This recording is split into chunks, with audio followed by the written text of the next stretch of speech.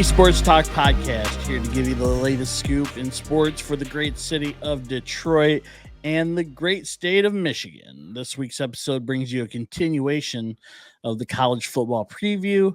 And this week, we're going to talk about the Eagles of Eastern Michigan University and the Broncos of Western Michigan University. We also get into week one of the preseason for the Lions, our thoughts on the game, and if they should really just cancel preseason overall.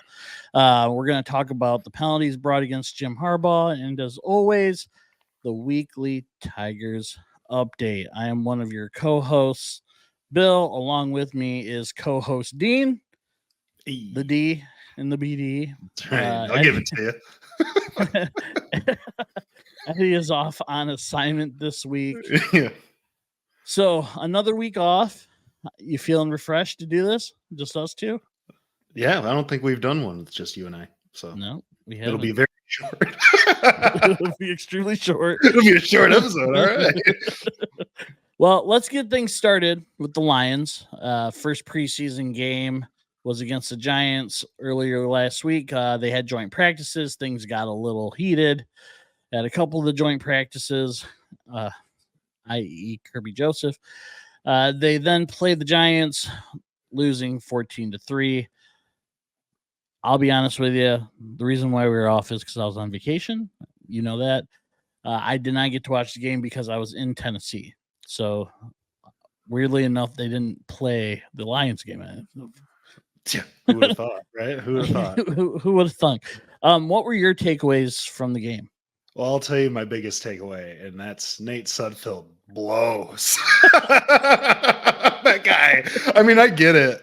Like, he had the second string offensive line, you know what I mean? And I mean, I know old Dan Skipper isn't the best left tackle. He was getting hit quite a bit, but like, I mean, dude, and it was raining, but I mean, dude, it was bad. And then Hooker came in, and I mean, honestly, he didn't look terrible. And then he got hurt after the third quarter, I think, or after a few plays. I can't remember, but yeah, no, Nate Sudfeld's terrible. I really liked what I saw out of the depth, some of the depth guys. I mean, especially on defense. Obviously, the offense. I mean, with Sudfeld leading it, they couldn't get anything going. The run game was, completely trapped. But I mean, you don't have your best players out there, so there's not a lot you could really do about that. But defensively, though, I mean, they did hold the Giants to 14 points with all backups. I really liked what I saw out of Robertson. I mean, against second stringers, I mean, he looked like he was the top guy out there in our secondary. Rakestraw had a decent game. I really liked a depth piece at linebacker, Darren Gilbert. I think he was a guy I don't know if he played at Michigan, but he's from the Michigan area. I thought he was really good in pass coverage as a pass coverage linebacker. I mean, his run game was a little bit, but he had moved from safety to middle linebacker. So, I mean, his coverage should be a lot better than most of the other guys. And I really liked Wingo as well. Getting some looks with Kaminsky being out. Some of these younger guys are getting these looks inside. And I mean, he wasn't, it wouldn't be anything that would jump off the table to anybody, you know what I mean? Because he's a defensive tackle. Right. But I mean, he looked good overall. I mean, for a rookie guy that they're probably expecting to be more of a practice squad guy, he might actually make the roster. Him and Broderick Martin looked good too. Run stopping wise, he wasn't much of a threat pass rush. I mean, he had a couple of hurries. But yeah, overall, I thought the defense played pretty well. The offense, obviously, they couldn't get anything going. That was kind of a struggle to see, but overall, I mean, it was okay. It was good to see these depth guys get some time to see who's really going to be on the roster. Because, there's always those guys those undrafted free agents that, turn up in these games and they end up making the roster. I mean, we saw it with James Houston a couple of years ago. I mean, we've seen it with some other guys. And but I think my biggest surprise was seeing Peoples-Jones out there in the fourth quarter. as one of our bottom tier receivers, which surprised me because they did have to re-sign him to keep him around for another year or two, whatever they did. So it was surprising to see him being below. I don't know if it's Fontaine or Fountain, and in Green. And Antoine Green honestly didn't look that bad, honestly, with what he had to work with. I mean, stats won't jump off at you because he got like 3 catches, but and then he got hurt. So we'll see how it goes. I mean, we'll see if they integrate some more starters in the next preseason game, and we'll see what happens from there. They're gonna have to.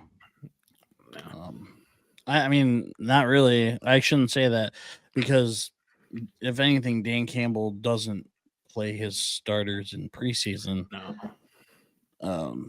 We're not going to see Goff or St. Brown or probably any of the starting offensive line throughout the entire preseason, more than likely. Right. Yeah. And the biggest thing I had read was Nate Sudfeld and how they really need a second quarterback. Is Hooker? I haven't gotten to see. Is Hooker going to be all right? I know he's not practicing right now, but they did sign somebody. They signed Jake from State Farm. Yeah, they signed old Jake Fromm, which I don't know how much of an upgrade from Nate Sudfeld that is. We'll see. We'll see in the next preseason game. But Nate Sudfeld has the playbook under his belt. You know, maybe in better conditions he looks a little better. But I mean, if there's one glaring weakness for the team, it's definitely second string quarterback right now. Right. If you're looking purely off the first preseason game. Well, I have the next 2 recorded. I forgot to record it when we went on vacation. So with Arnold, Rakestraw, and Gibbs all leaving practice with injuries, and outside of Detroit, like JJ McCarthy, he's out for the season. I saw that. Which is a huge. I think that's. I don't know how huge of a blow it is. I mean, it's a blow, because they have Sam Darnold. I know it's Sam Darnold, but I saw a meme of Sam Darnold getting the news, and it's like a SNL skit with Bill Hader, and he's like, "I'm so upset." Oh no, I'm so bummed. And then he's like smiling. And that cracked me up. And I was like, man, that does suck for JJ though, because he was looking good in the first preseason game, given who they're playing, but still, it's promising. Oh yeah, I mean, he was always a good quarterback, even at Michigan. I mean, Michigan just ran the ball. Well, when you don't have to pass it, right? Yeah, there's no point if you don't have to. Yeah. So, yeah, that sucks for JJ. I mean, good for us. Yeah. So, should they just cancel the preseason? I mean, as a spectator, yeah. As a football fan, and knowing what this means to those depth guys that could possibly make the roster, no. But as a fan and a spectator, I mean, it wasn't great watching them trot out Nate Sudfeld for the fourth quarter. It was like, oh God, we gotta see this guy again, just to play just as terrible as he did in the first half. Like, so I mean, yeah. As a spectator, yes. As a football guy, no, they definitely need to keep it around. Yeah. I was gonna say they definitely need the preseason, if anything, like you said, for roster, and who's gonna make it. I mean, you're kind of getting a game environment with the joint practices anyway. And that fight with Kirby Joseph, he didn't start that unless he was. I mean, I don't know what was said. But I don't know if you watch that clip, Neighbors hits him in the head first, and then he starts swinging. So I'm not going to put that all on old Kirby, but no, I'm not. I just used him. He was the example. Yeah. Let's see you talk to Matt Stafford. No. Call him a dirty player. Did you see the interview? Was it with St. Brown? Yeah, it was on the St. Brown podcast where they interviewed Justin Fields. And Justin Fields said that the Lions were dirty. And then they pointed out specifically Anzalone. Oh, Anzalone. Yeah. My boy. So For what? What was he doing that was dirty? well, there were a couple of and then they showed the examples of what Fields was talking about. And Fields would run out of bounds and Anzalone pushed him. And I mean, it was kind of like, all right, dude, you're in the NFL. So he got in his head, in other words. Yeah. He's living in Justin's head rent free right now. Well, I guess the Steelers are starting him out. Going to start putting him out at wide receiver. Well, yeah, because they can't play him at quarterback or they have to give up a higher pick or whatever. Isn't that part of their agreement with the trade? Probably. I don't care. I don't care about that. So, continuing with the football trend, let's get into week 2 of our college football preview. This week, like I said in the intro, we'll be previewing the Eagles of Eastern Michigan University and the Broncos out of Kalamazoo, Western Michigan. I have my notes here. I don't know if you want me to just go and... Yeah, go ahead. Okay. We're going to start with the Eagles, and they're coming off a 6-7 season. Feels like it was a disappointing season, after, we talked about it last season in the season preview, even through the year, and how disappointing it became, especially with the offense. Defense wasn't great. Offense, special teams. Yeah. They had high hopes for a conference title. So they scored 387 points in 2022. Mm-hmm. They had only 254 last season. Checks out. So at least 5 new Eagles are coming in to play big roles. They got a transfer. So that's a start, at quarterback is Cole Snyder. Mm-hmm. So he had started at Rutgers before going to Buffalo. Interceptions, he had 17 in a couple seasons, but we'll see what happens. Receiving core is also getting an upgrade. They got, who knows, man? No, I'm just kidding. Second leading target is JB Mitchell. Getzinger is back as well.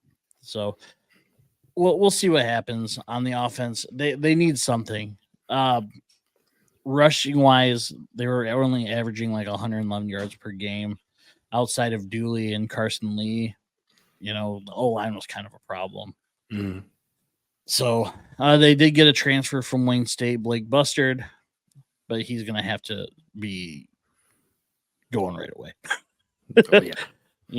So their top 2 leading rushers are gone. Mm-hmm. Delbert Mims from North Carolina. Their top 3 running backs are gone. Top 3 running backs. I'm sorry. You did a little digging. I haven't pulled up. Defensively, it looks rough on paper. What do you got? Do you got anything on the D? On the D? Just herpes. Or anything on the offense? Just a little. As you said, they 6-7 last year. Very disappointing for what was the expectation, what we thought they were going to be. At least more competitive later in the season, maybe fight for that MAC championship. But obviously that didn't come to fruition, and then they lost the bowl game as well. Like you said, they lost their top 3 running backs. They are getting a transfer from NC State. I think you said his name right, Delbert Mims. Did you say that name or no? Yeah. Yep. It looks like they got a couple of guys that transferred from NC State too, at wide receiver and running back. And I think they got 2 wide receivers, and then offensive line, 2 starters coming back, just their center and guard. They gave up 32 sacks last season. That's definitely going to have to be something, but hopefully with Snyder coming in, quarterback play will be a little bit better. Hopefully that opens up the run game for him a little bit. Maybe they can get something going. Defensively, they lost. They actually had a lot of guys get hurt at the beginning of last year that will be coming back this year that were starters for them. So we'll see how that works out for them. You know how injuries go with people going down and then not coming back, being exactly the same, being afraid to get hurt again, things like that. It's a lot of mental. So we'll see what happens for them. I definitely don't have as high of expectations as I had for them last year. Agreed. But I still think they can be a competitive team in the right scenario as long as they can get things moving again. But we'll have to wait and see. Yeah, no, I agree. What do you have them going? I think they probably go roughly the same. Maybe a little bit worse. I am going to go ahead and say 6-6 though. Make a bowl game and then maybe win it. It just depends on how they look towards the end of the season, injuries and all that stuff. So I would say 6-6. I had the same thing actually. I just, obviously that seventh win or the seventh loss is their bowl game. But I mean, considering where they were 10 years ago, if you had said to them, hey, you're going to win, you're going to go 6-7 and lose in a bowl, they'd be probably almost crying because they were so bad for the band's on the field. Yeah. So, I mean, higher expectations. They have a good coaching staff, but I think it's going to be another year of 500 ball. So, yeah, it's tough to say when you get a new quarterback too, and having to replace that offensive line pretty much entirely. Dooley's gone. Dooley's gone, friend of the show.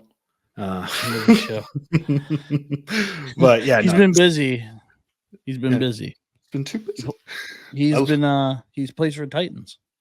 Yeah, wasn't he undrafted free agent? Yeah. So good luck to him, man. Yeah, good luck. And 6-6 for the Eastern Michigan Eagles. Yeah. Are you going 6-6 as well? Yeah. Yep. Next up, we have Western Michigan coming off a 4-8 season. That saw a lot of firsts for them. But things for the Broncos are starting to look up. Coach Lance Taylor's in year 2, has some returning starters, one being MAC Freshman of the Year, Jalen Buckley. He had 1,003 yards and 10 touchdowns last season. He's actually been named to the 2024 Doak Walker Award Watch list.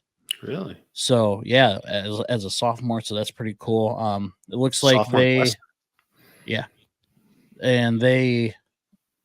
bringing back Hayden Wolf, who had played at, he transferred from Old Dominion. It looked like the two, Salopek and I can't remember the other guy, Born a Kid or something like that. They both transferred out. They both left. Yeah. So, he started 5 games for him. He threw for around 1,500 yards, 8 touchdown passes, 65.5% completion. 3 returning starters on the O-line as well. 3 of the top 4 receivers from last year's squad. And defensively, 7 starters return. Overall, I think they'll be better than 4-8. They had a pretty good recruiting class. Shout out to the Great Lakes Gridiron podcast. I was listening to them. They said Toledo and Western had 2 of the best recruiting classes in MAC history. So, and I mean, Toledo obviously be expected. They're always good, but they'll probably end up Western moving at some point. So overall, I think they'll be better. 4-8. I actually have them possibly at 6-6 as well. Maybe get into a bowl game, sneak into a bowl game as well. One of those 6 losses to Central, but I'll always have that on there. So, what do you have on your end? Yeah, a lot of what you said. Last year, almost the same thing with Eastern. They had a lot of issues at quarterback. Obviously, those last 5 games, Hayden Wolf started. They looked a little bit better. Hopefully, they can. Well, not hopefully. Honestly, I don't really care about this, but hopefully, he can carry that over into this season.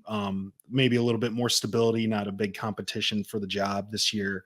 So hopefully he can kind of turn that around, like you said. 3 of their top 4 pass catchers are back. Womack had 76 receptions, led the MAC. Sambucci had a team high 5 touchdowns, and then they had a couple of transfers that could add some real speed to their receiving core. So that would be extremely helpful to Hayden Wolf for sure. Obviously, Jalen Buckley, you already went over that, so I don't really have to. The 7 returning starters on the defense, though, it's a good thing to always have that experience, but you have to think how bad that unit really was. Yeah, I mean, the entire so like yes, they have the experience in returning starters, which is always great, but you also want the quality starter as well, not just guys you're just throwing in, 1-star, 2-star recruits or whatever they're sending out there. I mean, you can only get so much in the MAC, but I was roughly around the same as you again. I had them going 5 and 7. I think they'll be a little bit better. I don't know how much better, unless the guys that are returning really made a real leap in the off season. I just don't see the defense being strong enough to really make them super competitive, but they could still possibly sneak into a bowl game at 5 and 7. I mean, the offense with Hayden Wolf being there for a whole offseason in that new system should make that offense even better. Yeah. So, we'll see. I mean, again, they had 3 of the top 4 receivers coming back. Yeah. So offensively, I think they'll be fine, but right. I mean, they're going to stall every now and then, and I don't think their defense is going to be able to hold up their end of the bargain a lot of games. It really just depends on who they're playing, but yeah, we'll see what happens. I have them going 5 and 7 though. Okay, 5 and 7, 6 and 6, as Eddie would say. He does not care. He'll say, screw those guys. So I think next week we'll go ahead and do Central Michigan. So if you're a fan of the Chippewas, tune in for that. Fire up. And fire up. So, yeah, good luck to those teams this year.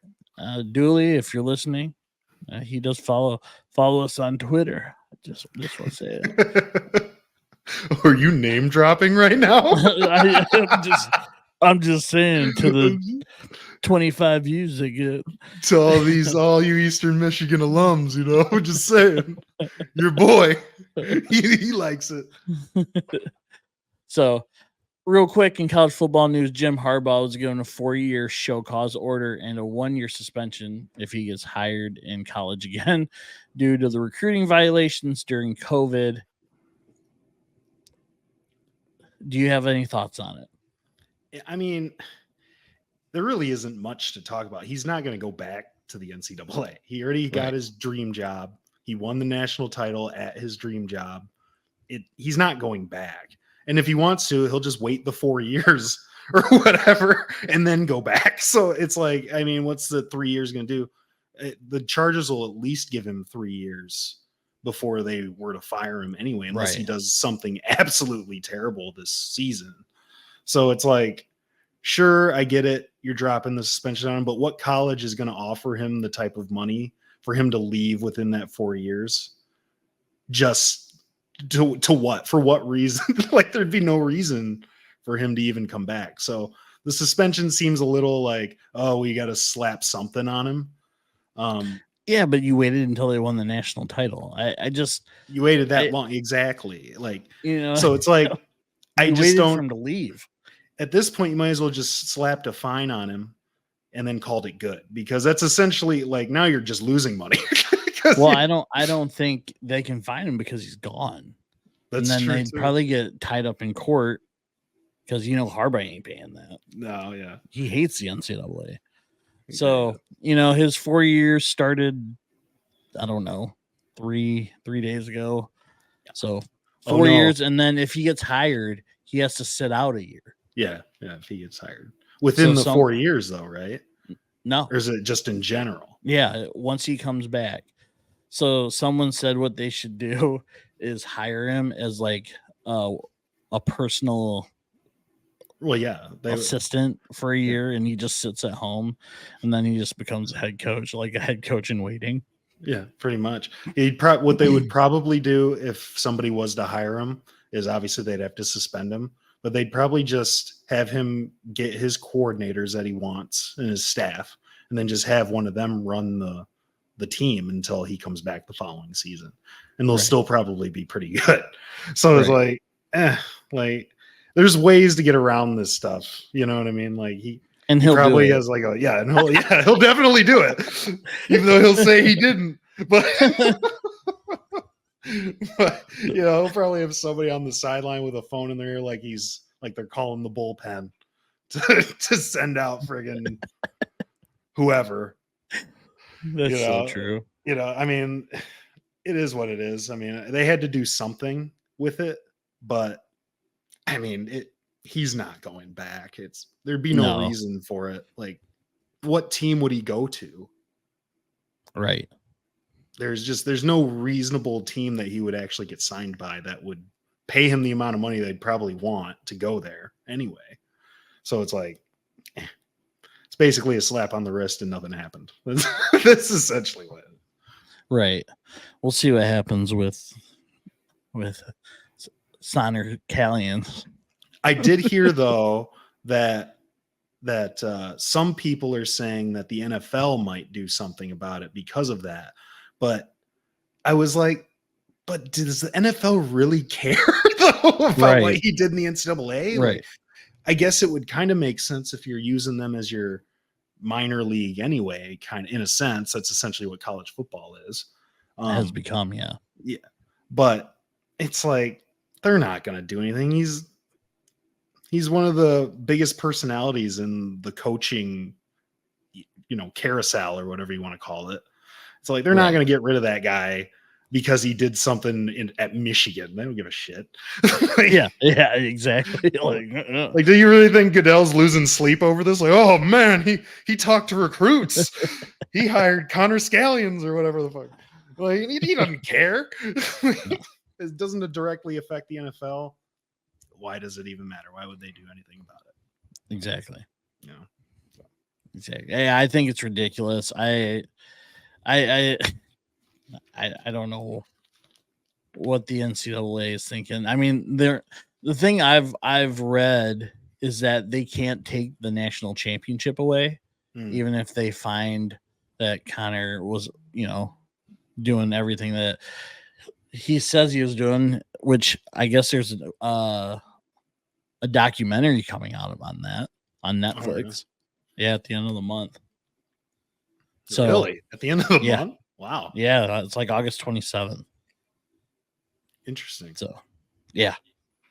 I'll definitely check that out for sure. Oh, yeah.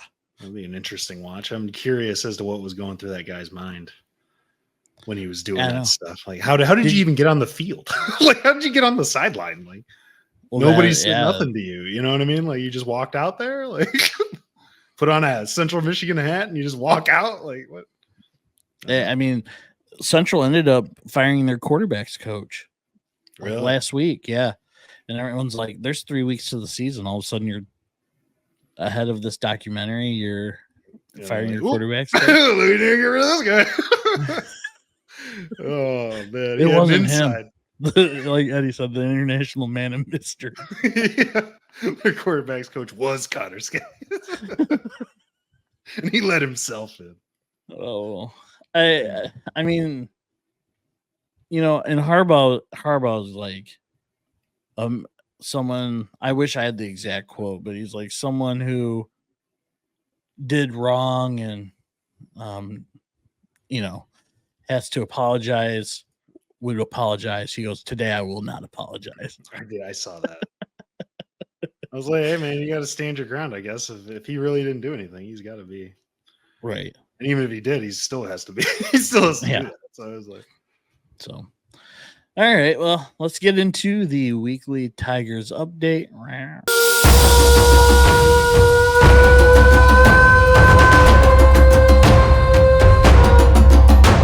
The Weekly Tigers Update is brought to you by Adobo Boy. Adobo Boy is the official sponsor of the BD Sports Talk podcast.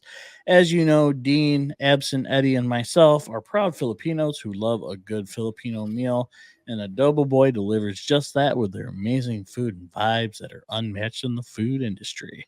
Not only do they have delicious food, they also go against the grain of a traditional, and tinker with their menu to bring you an amazing variety of Filipino cuisine. Their menu rotates weekly, so there's always a reason to come back to try more authentic Filipino food. But there's a one dish that you can always count on. Dean describing to you, it is Red's Pork Adobo Bowl, iconic Filipino dish, iconic Adobo Boy dish. Hit him with the dish.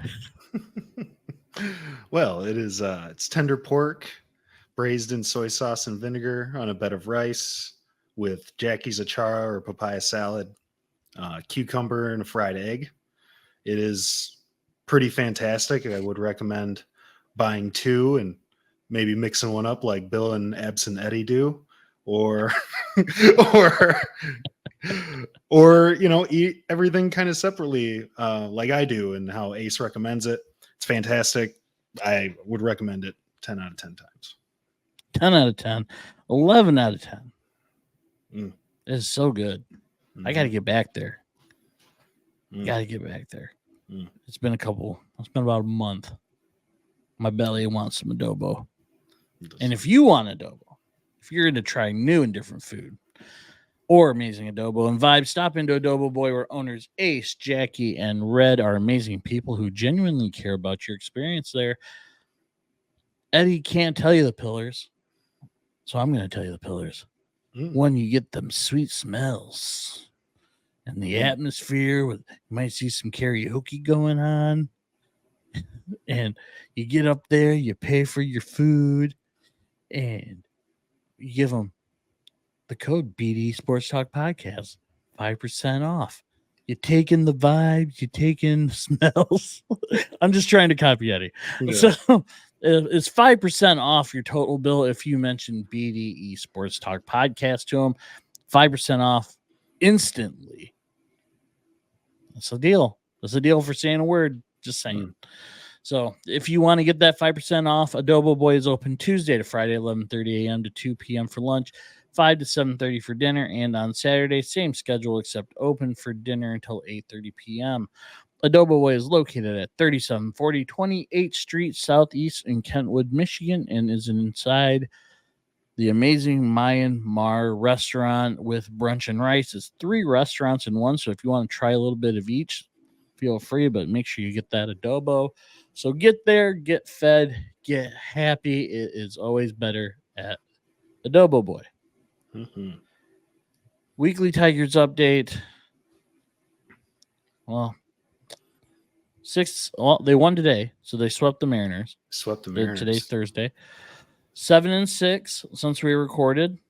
14 back, maybe 13 right now in the Central, and 8 games back of the second wild card. So they haven't really moved that far back. I don't think they're going to make the wild card. I don't think they'll do that. Riley Green being out since late July hasn't been ideal either. But really, honestly, dude, not really much more to say. And honestly, Riley Green being out isn't ideal, but it almost kind of is, because it's getting these guys up and getting these guys more in the lineup, and they're able to switch it around. What I noticed today when I was listening to the game today on the radio was Parker Meadows. He's not like I don't think he's ever going to be like a great hitter. But overall, he brings speed. He's got a good glove. You're starting to see these things a little bit more, since the trades and stuff like that.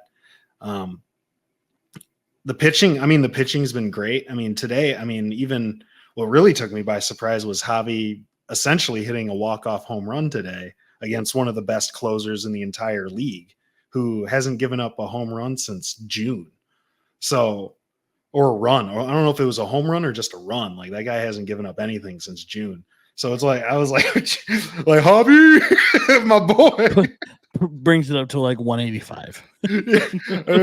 We got to get used to those numbers because he's still going to be around next year. I'm sure of it.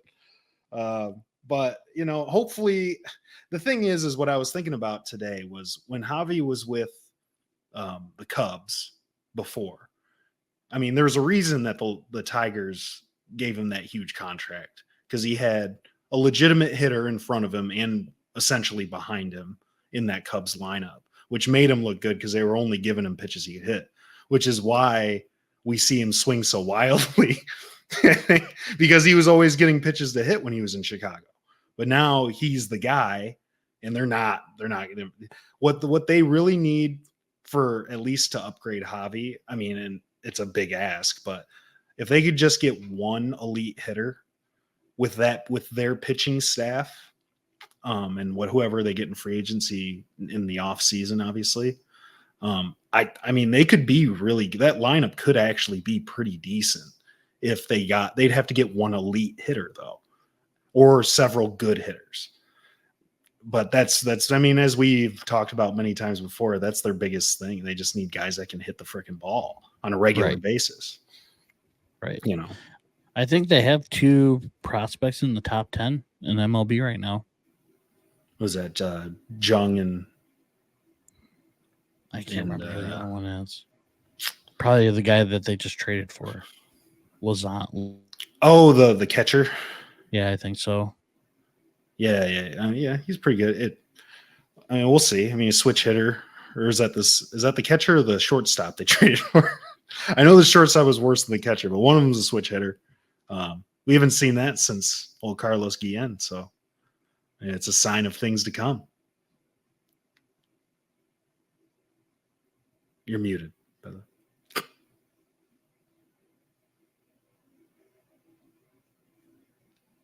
Still muted. Oh, Carlos. He was my favorite. I could still rattle off that lineup too. I couldn't name last year's lineup top to bottom, but I could name the lineup in 2006. Well, and the thing about it is too, one of the things I'll always remember outside of like Miguel, Maglio hitting that home run to send them to the World Series, was Carlos Guillen hitting that home run on Jared Weaver. Yeah, Jared Weaver. And just stared him down. And they started jawing back. He stared at him the whole way around the bases. And I was like, I was never a big fan of Jared Weaver anyway. I mean, he's a really good pitcher, but I have one really good memory of Carlos Guillen. I went to a game, and I think he got hit by a pitch.